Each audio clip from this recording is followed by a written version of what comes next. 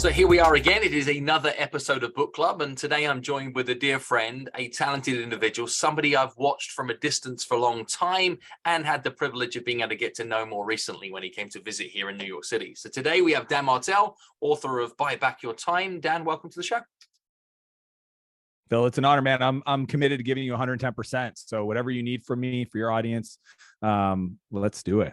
How does one give 110%? That's always something that's confused me. Is that more than possible?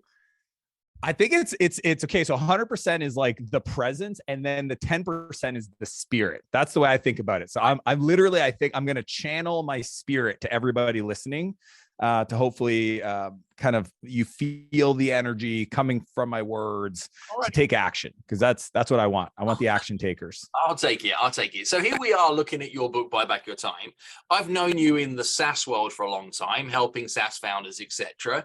And I've read a ton of books around productivity and personal growth. And I never, ever thought that Dan Martell's first book would be a book about being able to get more from your time. So why are you the guy to have packaged this brilliance between these covers? It's a great question. I started investing in other software entrepreneurs when I was 26. I started first company 17, complete failure. Did another one at 19, failed. So 2 software companies. 24, hired a business coach. What a crazy idea. This guy named Bob. He was a eMyth certified coach. And Bob helped me understand business and showed me around, things like creating a vision and understanding financials and sales process and all these things. I taught myself how to code at a very young age. And what I learned when I started angel investing, so investing in other technology entrepreneurs, was that many of them had more ideas, but no way to focus. Like it was fascinating to me, because when I started to find success in my life, the thing that I got really good at was kind of the time management and the productivity side. And for a long time, that's what I was advising these founders on. But over time, I realized there's only so many hours you can work in a week, right? And then it's about leverage. And it took me a while. So I went from 24 to 28, built this company, Sphere Technologies, to about 3 or 4 million in revenue, exited that, lost my relationship with my wife or fiance at the time, and really hit rock bottom. So yes, I was very productive and I built a business, but I didn't understand how to do that and also be a great friend, a person in a relationship, a son to my parents, And it wasn't until I moved to San Francisco when I was 28 that I met a lot of really smart people, specifically folks that were showing me how these young, everybody hears about Silicon Valley. There's these kids that are 24, 25 that build $100 million companies in 7 years. And what they learn is what I was taught by my mentors, which is, I call them the 4 master skills. And they're really about leverage. If you think about time being a constant, we all have the same amount of time, Phil, you and I. And then there's Elon Musk, there's Jeff Bezos, there's Oprah, there's Warren Buffett. And their outputs are on a different level, right? Good or bad, it doesn't matter. They're just same amount of time we all get to invest in our day. Their outcomes are a lot bigger. And the reason why is they've mastered these 4 master skills. And the 4 master skills, I don't even talk about this in the book, so I really want people to write these down. The 4 C's. The first one is code, right? Software, automation, AI today. The second C is content, right? This video, it could be seen by 10 million people, no cost, increased cost of fractional distribution. Playbooks is a great example of content. So repeatable systems, SOP, standard operating procedures. The third C is capital, right? A great entrepreneur that can get leverage understands how to leverage capital. And I talk about that at the beginning of my book, the 3 time trades. And then the 4th C is collaboration, which is people. And that is what this book right here, Buy Back Your Time, is all about, is how do you look at your time and leverage collaboration with others, your immediate team, part-time people, contractors, even partners, to get more with your time. And that's what I've been teaching and coaching against for 15 years that I never made public. But, when I started, I built and exited 2 software companies, invested in almost 60 now.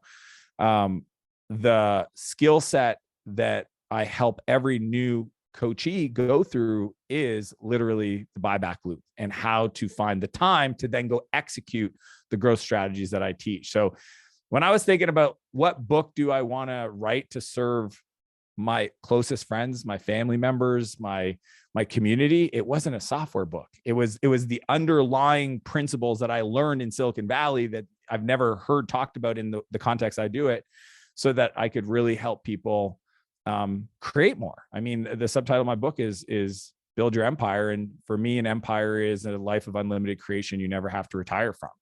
Okay. And that's what I want. I just want people to create more. And why is it buy back your time and not time management, productivity? It's not, how do I become more efficient with my time? Why is it specifically the verbiage buyback? What's the thinking around that? Because I got really good at being productive and efficient, right? And when you look at like the Eisenhower matrix of, not important or important, not urgent, and in the quadrant, or, Getting Things Done by David Allen, like all these, like I've read probably 75 books on time management, productivity. Very few kind of give you the lens of, just pure economics. I call it a first principle, right? So the buyback principle states that we don't hire people to grow our business. We hire people to buy back our time, because if we do the second, we get the first. Right. Right. And a lot of people get that wrong. Nobody's ever taught us, like, when am I ready to hire a person, and what have I unlocked in regards to resources, and what's the right sequencing I should hire to actually get the biggest ROI on that dollar expended, right, in labor. And if you don't do this, and this is why I share often, is you'll hit the pain line, right? And the pain line is essentially a business that you grow to hate. And unfortunately, that is the norm. Most people think that business failure is the economy or market conditions or suppliers or the bank or my team. And the truth is it's just an entrepreneur building a business that they grow to hate. And for me, I usually see that pain line hit around 12 employees, about 1.2 million in revenue. And where they wake up and they're all excited about their day and they're going to get a bunch of projects done. And next thing you know, they've spent 6 hours in email and then 4 hours trying to get their team focused on the right things. And, they hit their projects after they put the kids to bed. And that's just not how you build a business. So if you follow the buyback principle, it's impossible for you not to grow a business that gives you more freedom and more revenue and profit just by the pure math of it all. And that to me is why I take that approach to it, not just being more efficient, because I think being more efficient is almost an addiction. And that's what happened to me, Phil. When I was 27, I hit a wall because I had about 30 direct reports. I was incredibly efficient. I was a software guy. I automated everything. I had SOPs, but I didn't understand that there's more to building a business than just being productive. It's about building your team, because in the book I talk about this. We build the people and the people build the business. It's just what order do you do it in a way that doesn't, because the other mistake people make is they grow the business to a point where they don't make any money anymore, right? And then they're like, last year, less headaches, more profit. How about we go back to that? And I'm like, it's because of the sequencing. You hired the wrong people in the wrong order, and you tried to get free of your business way too quick, and you can go as fast as you want if you follow the process, but yeah, it's actually a math equation, not an emotional equation. I chose this book for our Inner Circle members and to share with Business of Hearing because of where the industry is very much at. Is the industry in hearing care right now has gone through that pandemic struggle of, are we essential? Are we non-essential? What am I doing to keep my people safe, my patients safe, etc.? Change, chaos. Oh, we're still making some money. What can we do? What can't we do? And they're coming out of this now with a committed group of employees, but huge lethargy that is existing in this, burned out owners and founders of organizations, struggling to now hire more because it's a very niche, very boutique industry. And wondering, like, where does this next level come from? Is I think a lot of people in the industry right now are at that point you talk about in the book, the pain point. Is so if you're at that point right now where you are, 7, 9, 11, 15 employees, you're making enough money to have a real business, but you've also got a headache in operational expense and a headache in overhead that is in line with that too. And you're wondering whether to give up, or wondering where the next move is, or wondering where to find that next boost of energy. Where do you point people?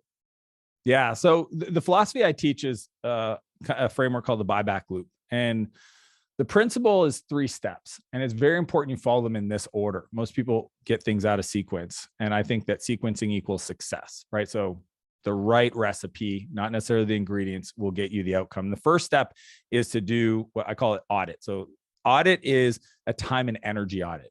One of the most powerful productivity strategies. Like literally, it's not even like how do you get something done? It's the energy you bring to your work.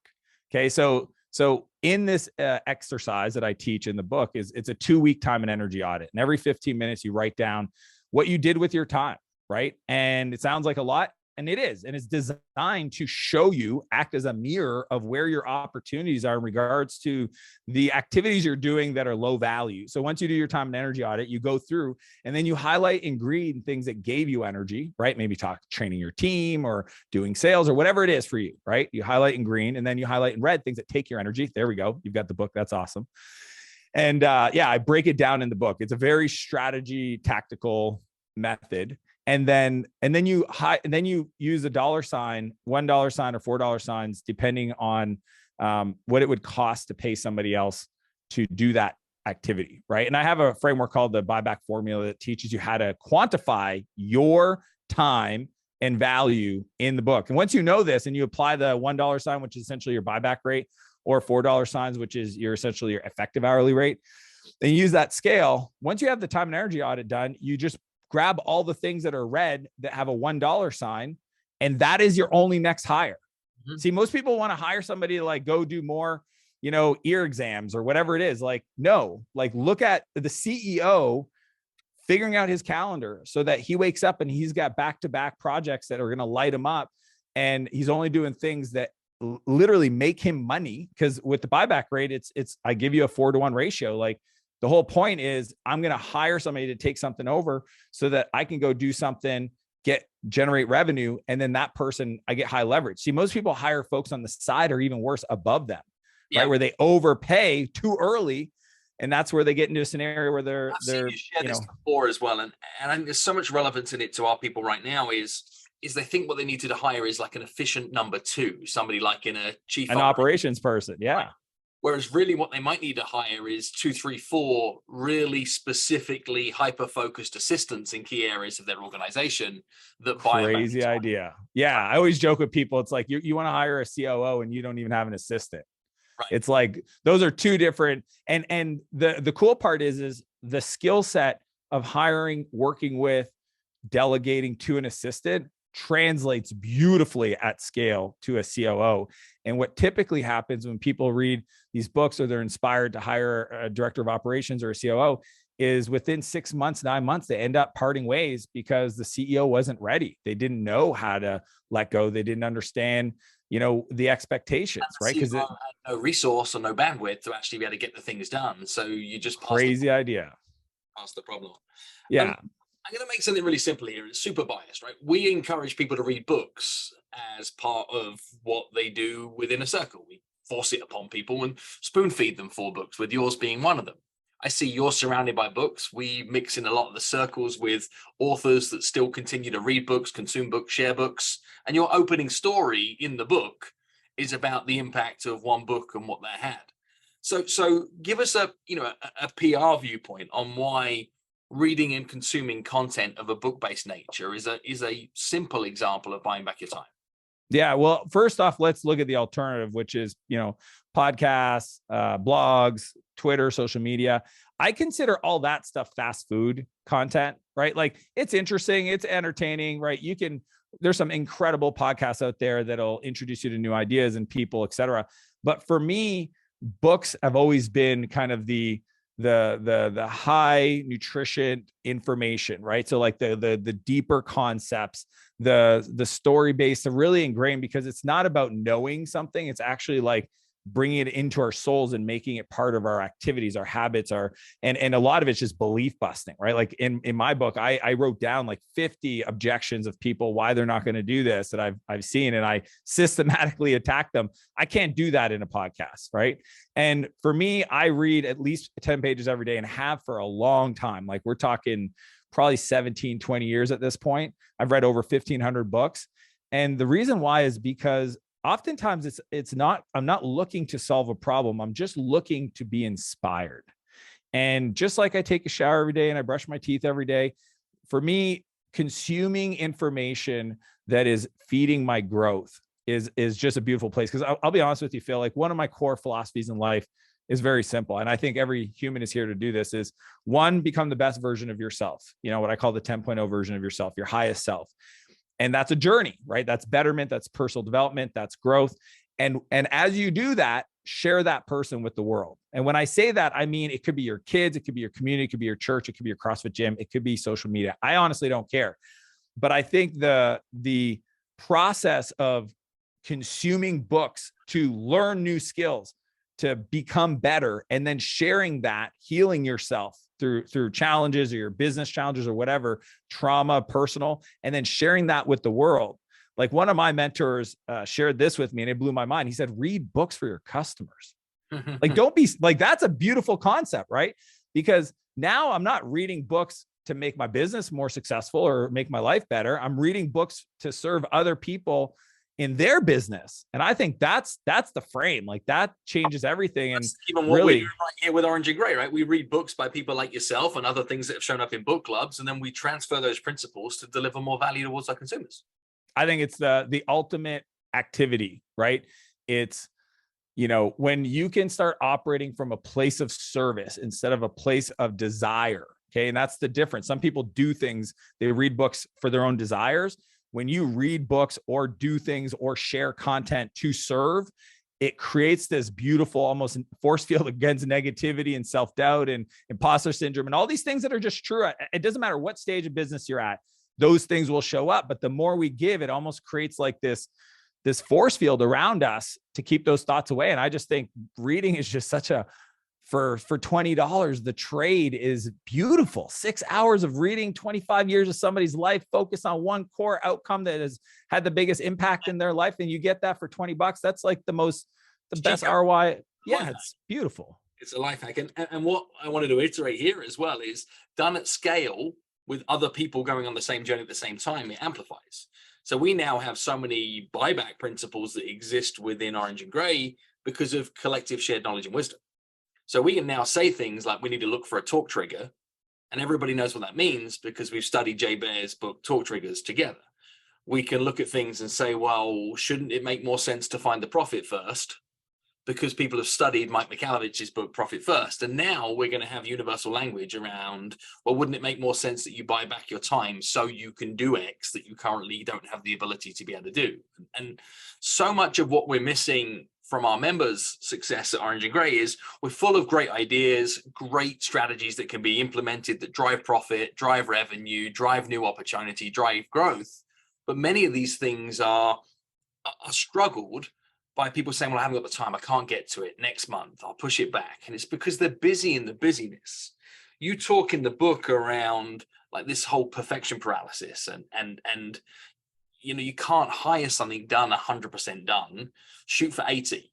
Like when did you learn that? How did you learn that? And what are the consequences of not learning that? Yeah, I'll be honest with you, Phil. Like I was the worst person to work for a long time. Like if you're listening to this and you are short with your team, you think everybody's an idiot, you think that nobody cares as much as you do, you know, you just feel like you'll never be able, you have to micromanage people, et cetera. Like I was that person, the 24-year-old Dan that was so scared of failing. So you got to understand, I started young and I got 2 big failures out of my life. These weren't side hustles. This was like full in Dan's employment, trying to make it work.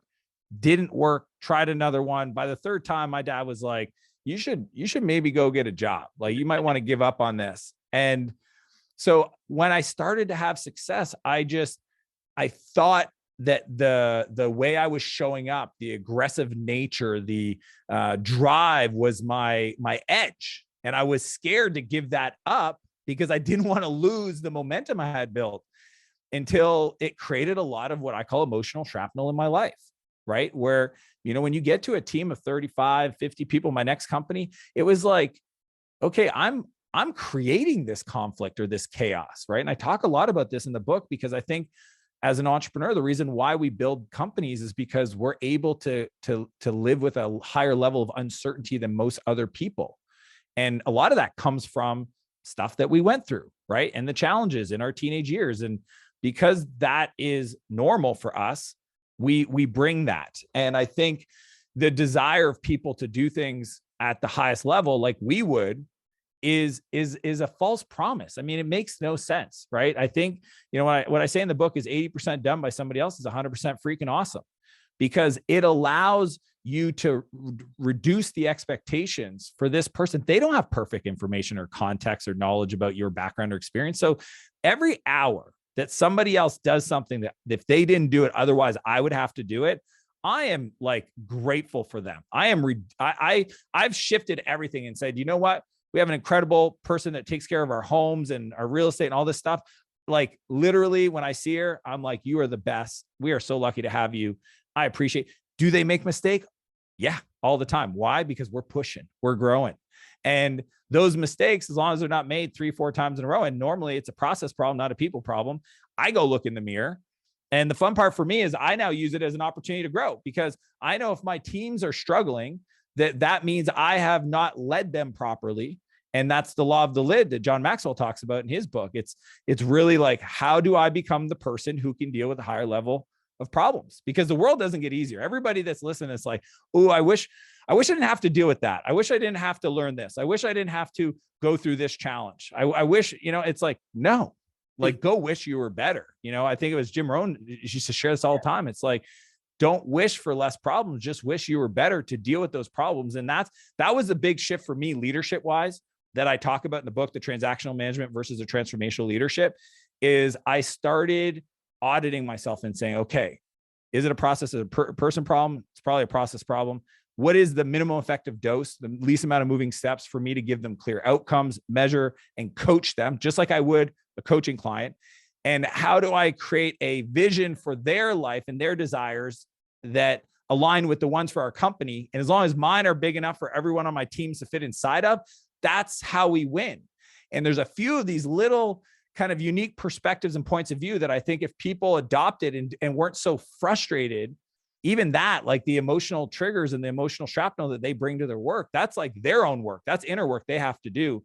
And a lot of delegation, what's beautiful about it, and that's why I love my work, Phil, is it surfaces those front and center. It's like when people are like, oh, I don't want a big team. It's like, let's talk about that. Or, man, this person really pissed me off. Let's talk about that. Like, it's not the person, it's the situation, and it's your response to it that is the issue.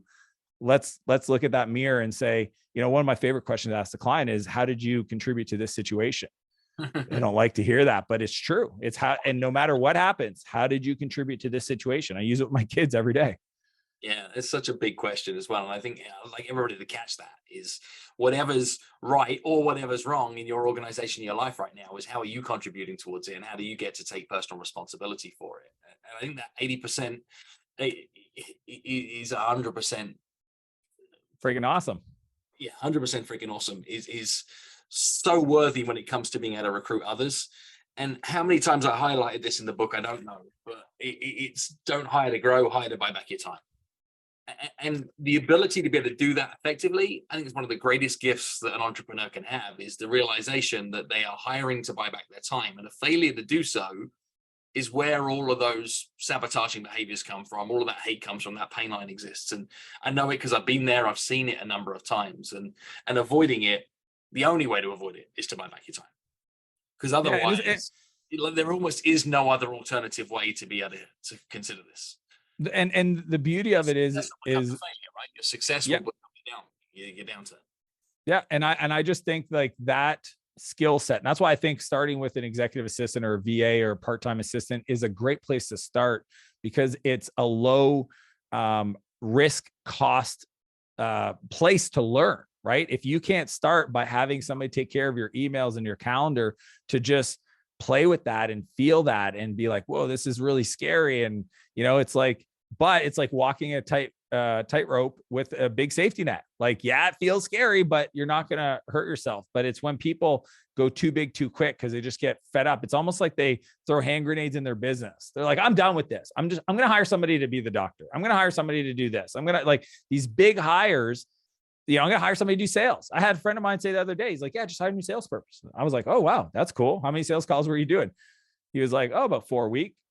I'm like, yeah, I've seen that play out 1,000 times. You're going to probably fire him in about 3 to 4 months. Or he's going to quit because he ain't going to make any money because you haven't built the infrastructure for them to actually succeed.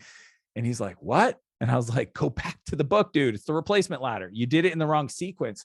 And those are emotional responses to business challenges that doesn't give you the space to learn the skill. But once you learn it, that's why I have a whole chapter called Test First Hiring Method.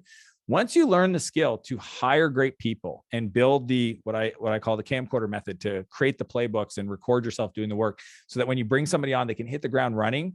That's the unlock, right? Yep. As Phil, you just mentioned, that's the unlock. The ability to hire, train, get results from somebody incredibly fast and lead them will mean you have no bottleneck for the rest of your life to the level of creation you want to do. That is the skill set that we're trying to acquire. I a little bit of chocolate broccoli. I just put the chocolate inside this book on time productivity, but the broccoli is the leadership stuff, the back half of the book, right? But I didn't want to write that. I wanted to get somebody in on ROI and making more money and profit. Cool. Now let's talk about you, because you are the problem. Yeah, always. And that's an ownership responsibility thing. And so many people in the hearing care industry didn't set out to be entrepreneurs. They didn't set out to be business owners.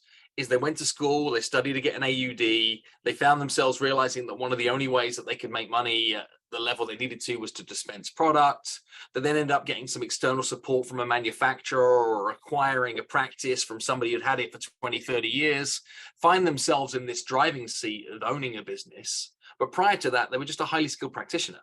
They were very good at doing what they do and never actually went through the startup phase or even the human emotional capital of I'm starting a business. It's like more, oh crap, I own a business. Now, yeah.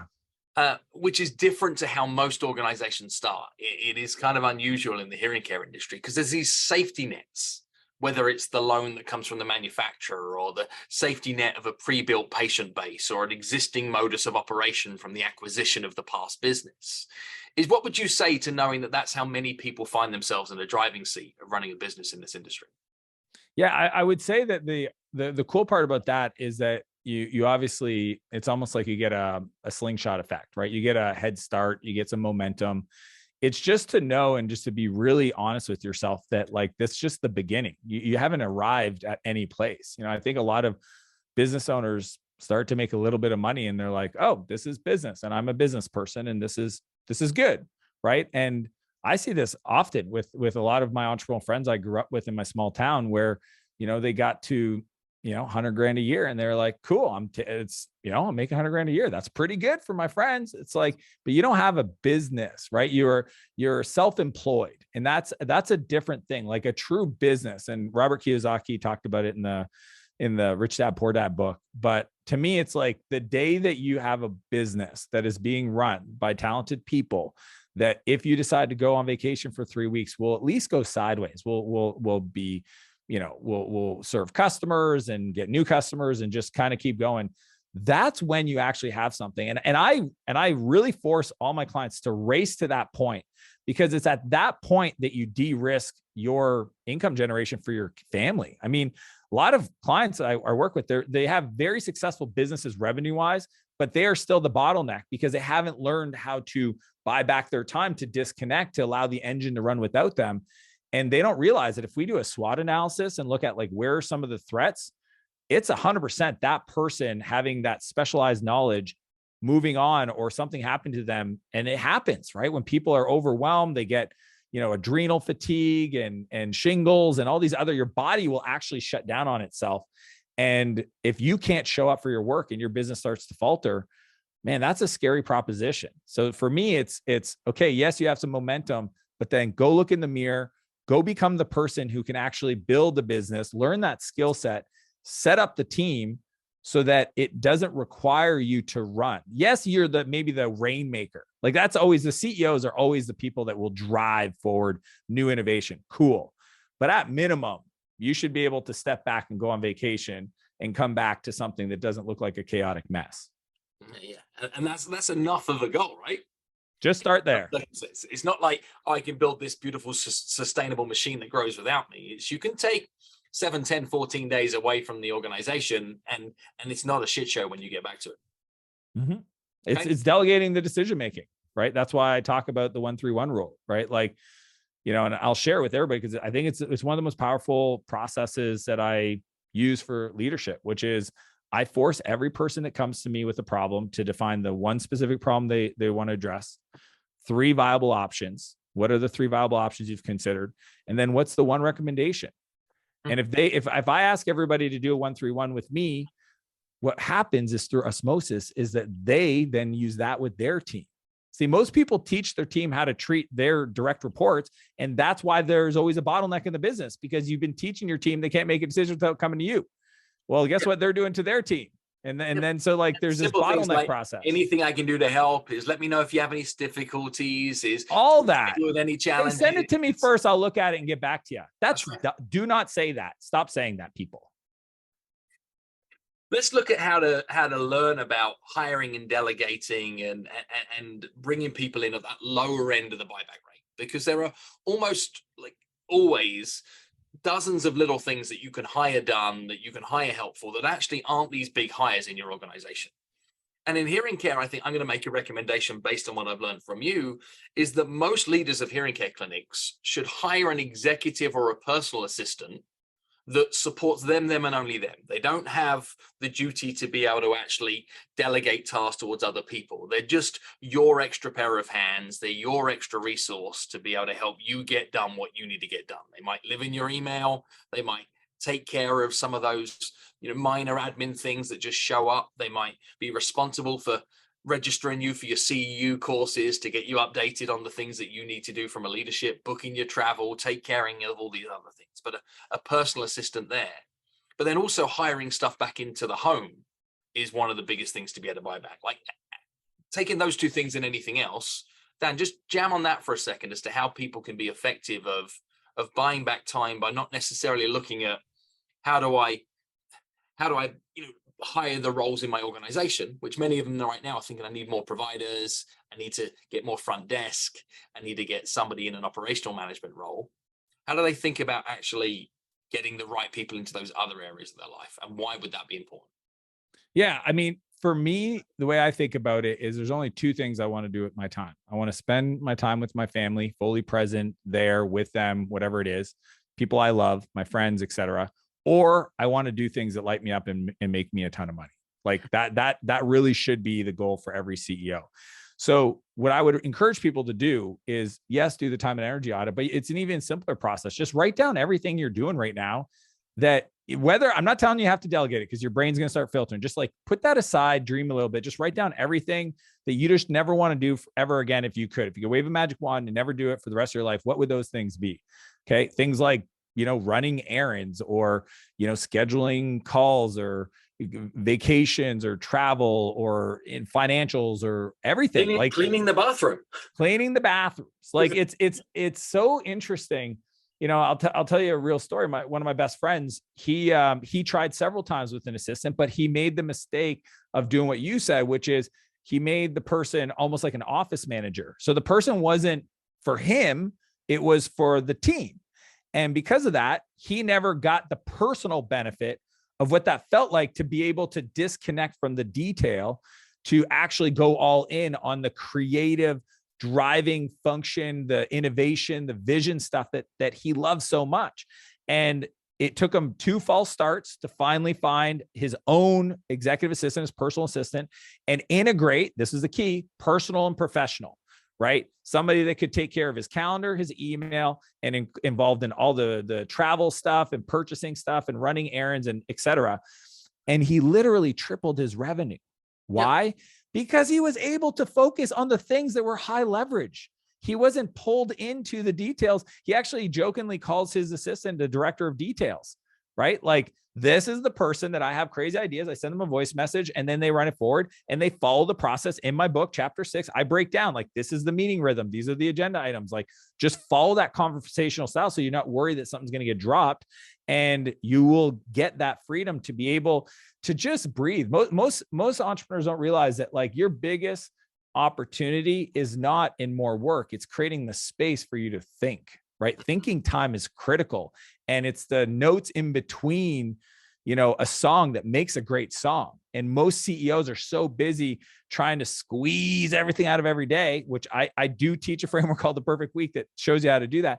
But within there, you put the other stuff like the time to go to the gym and the time to go hang out with friends and the time to have your hobbies, because it's actually in those moments where your brain kind of starts thinking a little bit more creative to go, oh, that's a big unlock. If I did this partnership with this firm, then we could double our business next month. It's like, I'm going to go investigate that.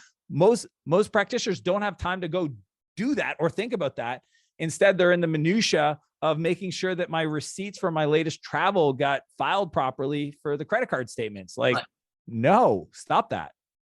Yeah, I learned even more so, even the last 12, 18 months, is that if I can find an hour a day, that hour becomes like over-indexing in what it can deliver for creativity and productivity within the organization. Because what you don't then do is carry the span of time stuff that otherwise gets compounded, where the quick response to a quick text message, email, etc., would have took you 3 minutes if you had the 3 minutes, but 7 days goes by and now you're the problem because you didn't respond quick enough.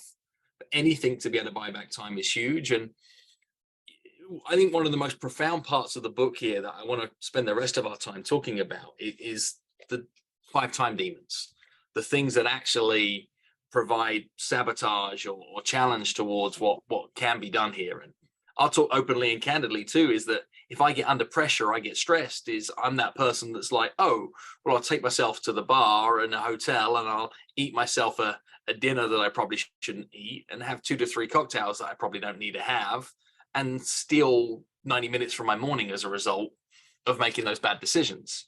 So you talk about these 5 time demons here of being a staller, a speed demon, a supervisor, a saver, or a self-medicator. Is why only those 5? And let's just unpack those 5 and see how they could show up in the hearing care industry as well, so people can identify them. Because I think even just stopping these things is where some of that time can be brought back from. Yeah, I mean, what happened was when I was writing the book, I wrote down a list of 25 people's names. These are very close friends, family members that I knew over the years had struggled, right? I always get the call. It's like, okay, Dan, I'm ready now. I need an assistant, or I'm ready now. I got to hire somebody. And, I kept showing them how to buy back their time, but then they would create self-inflicted chaos that would actually eat up their time. Mm-hmm. And that was the part where I was like, hey, man, you could actually get a lot of time back by just not doing these behaviors without spending $1, like nothing. Right. So I kind of looked at all of them and broke them into these 5 time assassins is what I call them in the book. But essentially, like the first one, the staller, and you could be doing these at different stages of your business, or, have done them in the past. It's not like a one, you don't identify to one, but, the staller is somebody that waste time by just not making a decision, right? Mm-hmm. They hesitate. Like they know they have a marketing problem. They know the person could solve that for them. Yes, it's going to cost maybe 10 grand, but instead of just making the decision and moving on, they drag their feet and making these decisions and opportunities to move the business. The other one, the speed demon, is kind of the opposite, right? So this is somebody that needs to hire a new assistant, puts it on Facebook, and then hires the one referral from their high school friend, and the person doesn't even have an experience. But hey, I got the hiring done, and it's the quickest, easiest, cheapest option. But then they find themselves frustrated. The person doesn't work out. They fire them, and they just wasted. And sometimes that's also it's quicker for me to do this myself. Could fall into that category as well. Yeah. Right? Is I just do it myself faster. That's the saver. The saver is somebody that values so yes, speed, but more importantly, like not spending money, because at least then I know I didn't make a bad decision. Like my dad he owned some rental properties, and he'd mow his lawn every Sunday. And I asked him once, as I kind of got further in my career and became wealthy, and I said, Dad, why do you still do that? And he goes, I like to do it. And I said, well, Dad, if you like to do it so much, why don't you offer to do the neighbor's lawn? And he's like, well, I don't like to do it that much. And I go, well, then your definition of like to do something is a little different than mine, because I do more of the stuff I like to do, not less. So, but even the saver, like, I had, I had a friend of mine who had a very successful kind of consulting group, and it was like 20 grand to be part of this, that he would, people would invest to be part of this agency offering. And he called me up one day because he was having a hard time trying to explain what he did to his clients, and his sales process was suffering from it. And I was like, oh, well, we have like, 40% win rates and very high, it's a high investment to work with our stuff. And I was like, this guy, Simon, helped us. I think, Simon Bowen. I said, Simon's the guy. He helped me with my models. He helped me with the process. And the person replies, well, does he have a book? And I'm like, I don't think he has a book, but like the guy had a $2 million a year business at the time. And I was like, I don't know what it is, but I mean, it's gotta be like, maybe I got a bro deal, but it's not that much. Like, you could just hire him to, and he was literally considering shutting down the business if he couldn't solve this, because it was frustrating his team because they didn't have a clear productized offering. So it felt chaotic. And I'm like, for 10 or 20 grand, you could solve the problem. I gave you the answer, but they're the people that would rather just sit on the money, not invest it. And we see this with things like, so a lot of people invest in patient management software solutions. So Counselor, Blueprint, these kind of things, etc., to be able to help them better automate communications with their patient flow, look to be able to organize billing and coding, etc. But instead of hiring an expert that could come in and help them program, set these things up in its right way so they can get the value out of the software, they think that the best way they can save money is to do that themselves in their spare time. And before they know it, 4.5 years have gone by, and this huge piece of efficiency and patient management value that could be brought to their organization doesn't. And they're still the person that's going to be able to write that done. And I've had this in my world, because so focused on finding the right words at the right time to be able to say the right thing, is all the sequenced emails that come out for a variety of areas in workflow. I'm like, no, I want to write them. I want to write them. And it's not even about sometimes saving the money. It's about, how do I feel that this is going to get done in the right way? And then before you know it, that project sat on a to-do list for 22 months when nothing was sent to thousands of people. And you're like, oh, I'm the problem. Well, and here's the frame that I like to share with people with those, and all the 5 time assassins, like, it's the same concept, right? It's an executive assistant, or what you just said. It's, think about how much more you can pull into your calendar year. Okay. So when I'm on this call with you, there's emails coming into my life, and my executive assistant, Anne, is processing those opportunities and she's unemotional, right? Like most of us, oh, there's an opportunity. Oh, I'm not ready to deal with that. Unread, and like, that's how but Anne cares at zero. She sees something, I got to schedule it. She puts it on the list. The next time we talk, she's like, you got to make a decision. So because she's moving things forward while I'm doing what I do, and it's unemotional, I would assume she's pulling forward into my year about 3 to 4 months of value. So whatever your business is doing on a monthly basis, if you just think about an executive assistant monitoring your emails and pulling opportunities forward and triaging and routing and calendar and owning your calendar to say, like, well, you have a 90-minute block right there that we haven't allocated, and you've got these projects, you want me to put some stuff in there. Being accountable to somebody else is a beautiful thing from a productivity point. Yeah. They're your accountability partner. They just happen to, because they see it all, and you can't even hide getting from that. This interview set up, right? Quick text message, Instagram message between you and I is like, is this a good to go? Thumbs up. And now our assistants figured everything else out. Next thing we know is I turn up here. And in my backstory for this, new copy of the book gets ordered, because the first copy I had is in England and I'm in the US. She knows that. Book sits on desk ahead of time. Time is scheduled to revisit book ahead of interview. And we got to make sure we're ready for discussion. I think zero about it, other than the time that's already been allocated to be able to think about it. That's the gift, right? And it allows you to be present there in the given moment. And I look at this staller, speed demon, supervisor, saver, self-medicator, and I'm guilty of being all 5 of those things at a variety of different parts in terms of my business. So what do you say to that? Like, how do you break that habit? How do you be less of those things? Because it's not like, oh, he's that, she's that, they're the other. You mentioned it earlier, is any one person can be all of those things. How do you stop it? Because to me, I mean, this was like, if I could stop being any of those things, I can then do all the other stuff and life would be easier. It's the fun part for me is I put all my personal, demons and shadows and challenges in the book. I mean, I start with a pretty crazy story about growing up, and all those examples of the 5 time assassins. I just said, like, here's how I've done it, and especially with the self-medicator is a big area for me to overcome, because I didn't know how to deal with emotions, being successful and failure, right? It was just like always a response to like drink to unwind or drink to celebrate. And the best answer I can give to people is, towards the end of the book, I talk about having a compelling vision. And I teach this 10X vision map framework, because if we don't have a future that is big enough to aspire to, then we won't want to solve the little things that are getting in the way from that. Right. And I think that's what happens. I've seen it's the whole idea of like climbing the mountain, but getting halfway and just deciding to set up shop, is that the biggest risk to greatness is good enough. Like it gets not bad. It's like, yeah, I know I don't make the decision the fastest, but it's good enough. Like I'm not that bad at it. Or I know I probably drink, maybe Wednesday, Thursday, Friday, Saturday, but I'm not drinking every day. Like we just make excuses. For me, I'm very clear as to the life I want to create for my family, for my community, for my followers, for people I'll never have the privilege of meeting, just that follow along. And to do that, it requires me to attack those time assassins. And like really, so for me personally, I quit drinking over 10 years ago, because I knew that if I didn't, I grew up in an alcoholic family, like that was just a non-negotiable for me. Right.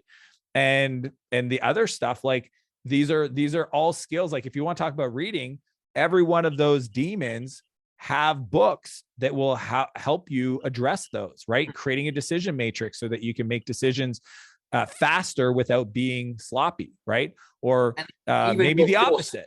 Your 4 C's at the beginning, right? You can update your code, you can consume content around it, you can spend money on it, or you can collaborate with other people that can help you master skills. That's the beauty. It's what I love about those 4 pillars is like you never master at them, but those are literally the best. It's places. A practice, right? It's a never-ending practice. And I want to just identify some specifics of what you said there on these time demons, these time assassins. Is you said you've got to attack them, not realize them or define them or list them or write them down. You physically got to attack them, which means you've got to over-index on energy and over-index on attention towards being able to remove or reduce them from your life. Exactly. And that's why the time and energy audit is such an important practice. Or I do one probably 3-4 times a year right now, because the more you're growing, the more you have to reassess. Like, and things could have lit you up that are now yellow or red, right? Like I had a meeting I used to go to with a senior leadership team, and it just got to a point where I didn't enjoy it anymore. And I just told my team, like, you guys are awesome. You can run it. I'll be over here doing my thing. Yep. You know where to find me. Yep. If you really need me, fire yourself and I'll hire the person that's needed. Yeah. Okay. I got a final question for you. Know that your time is precious. Don't want to steal any of your time, knowing that we are in the process of talking about buying back time. Is what is the cost of not buying back your time as an entrepreneur or leader? What is the cost of not figuring this stuff out? It's the cost of regret. It's all the stuff. Like, I'm assuming a lot of people listening to this have, a family, young family. And, at the end of the day, Jeff Bezos talks about the regret minimization framework, but I just feel blessed that at 17, I got introduced to the fragility of my life. And I've woken up every day trying to just live a fully expressed life. And it's evolved over the years. But I know if today was my last day, that there's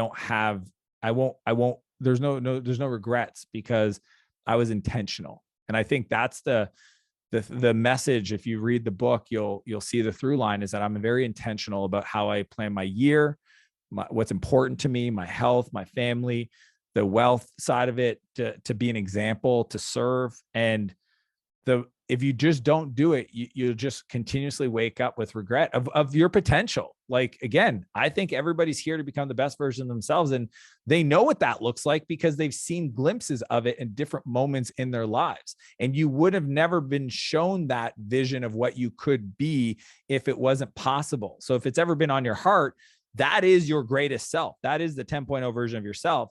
And striving to be that is life's journey. And while you're doing that, share that with the world, right? Heal yourself and then help heal others. That's my definition of a hero. So that's for me. It's if you don't learn the lesson of buying back your time, especially in business, you will get to a point, maybe you're there today, where you will regret the time that's gone past because you weren't able to get the most out of it because you didn't develop the skill sets required to be that person. Now, I believe this book is probably one of the most important books of 2023 and beyond.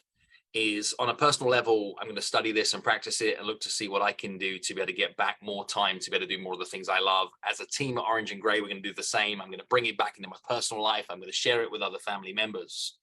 What do you want people to do as a result of consuming this book, Dan? What do you want them to be able to go on and do for themselves? And how do you want them to be able to engage with yourself or to share the message with others? Yeah, I'm trying to create a movement, and the movement is very simple, is I want you to just find stuff in your world today and give it to somebody else, and do it from a place of love. And for two reasons. One, you're creating employment. Like, people that have a hard time having somebody clean their house because they feel bad, or doing what they consider is less, crap work or whatever. That's silly. Like, you're literally creating an opportunity for somebody else to have employment, that if you don't learn that skill, you're being honestly a little selfish. And the second thing is love for yourself, to create the space for you to shine your light as bright as I want you to blind the people around you with just how incredible you've become in the journey, because they're paying attention. Your team's paying attention, your family's paying attention, and creating the space to have the time to invest in yourself. And that's the third pillar. The buyback loop is actually like, what do you do with that time? It's to invest in the skills, beliefs, and character traits to become the person who can continue to grow. And I think that would be the message I would love for people to share. I personally, this is like, my business is in software, but I love seeing people express themselves more. So I don't care if you're a podcaster, a clinic owner, an agency owner, a coach, creating the space in your calendar for you to fully express, to serve other people, is the ultimate gift to me. And feel free to circle back and let me know about it, because I would love nothing more than to celebrate. Well, we'll share all the links for where people can find you. I will say that your content on Instagram right now is fire. So many great tips and pieces of advice for how people can practically go back to buy back their time and do more with their life, live a more meaningful life. So Dan, thank you for sharing some of yourself with us today. Super appreciate you for all that you bring to the world, and treasure the advice in this book and the stuff that you shared that isn't in the book. We'll loop back with you, let you know what people take and where they put it into practice, and the impact that you've had on the world. Thank you, my friend. Appreciate it, Phil. Cheers.